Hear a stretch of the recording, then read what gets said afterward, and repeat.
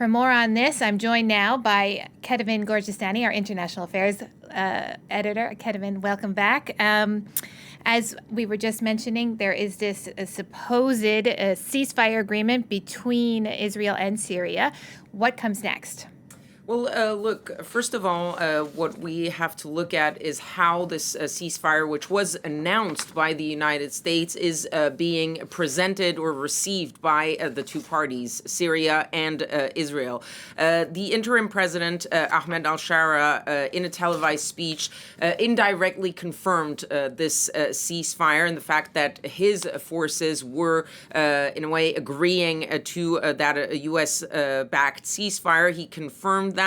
He did also blame armed groups for reigniting the conflict in that area in Sweida. He also blamed directly Israel for pushing his country into a dangerous phase. He also, as you said, reiterated his pledge to protect all minorities in Syria, and he made a specific ask of the Bedouin tribes who have been involved in the clashes in that province, asking them to fully commit to that ceasefire, adding that they would not be able to replace the role of the state in restoring security. He also thanked them for what they had done up till now, but said, look, now the government forces need to take over and to restore security.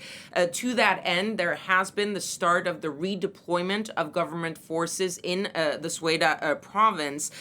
Israel, however, publicly, at least officially, has not acknowledged this idea of a ceasefire, even though there have been reports of Israeli officials saying that Israel had, in a way, given its green light for a sort of 48-hour window for the Syrian government forces to go back into Sweida to sort of bring back a little bit of stability. The only sort of public comment that we've seen in the past hours is from the foreign minister of Israel, Gideon Sar, who said that in al-Shara's Syria, it is very dangerous to be a member of a minority. He also insisted that the international community had a duty to ensure the security and rights of the minorities in Syria.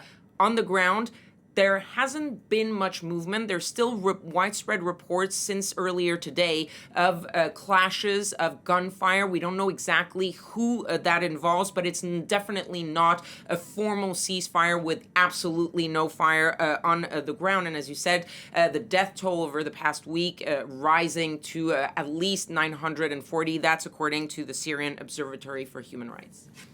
Now, a lot obviously has happened this past week. Can you remind us how we got there and what are the different parties that are involved in all of this conflict? Yes, it's sort of a mix and match of different official parties and less official. So the players are basically the Syrian governmental forces that are led by the interim president, Ahmed al-Shara. Then you have the Bedouins that I was talking about, the Bedouin tribes that are Sunni Muslim tribes.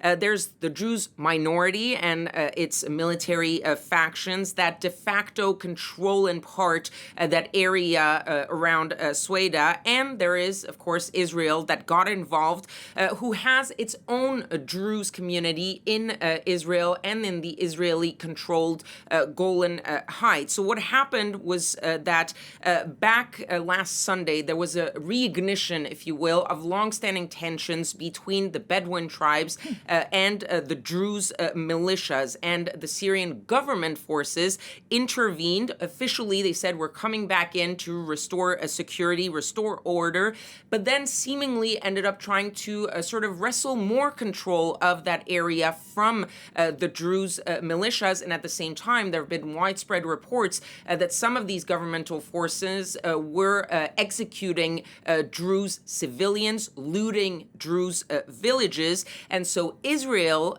taking that, said, we're coming in to protect the Druze minority because they're a very loyal minority in Israel, and we're defending basically their brothers in Syria. They struck not only Syrian governmental forces in Sweida. They also struck the Syrian Defense Ministry headquarters in central Damascus.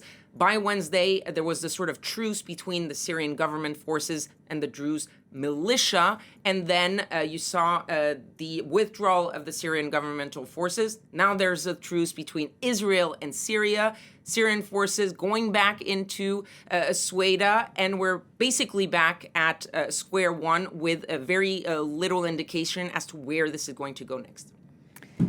Thank you so much, Kethevane, for giving us your analysis. I'm sure you'll be watching developments closely. That's France 24's Kethevane Gorjestani from our International Affairs Desk. Moving on.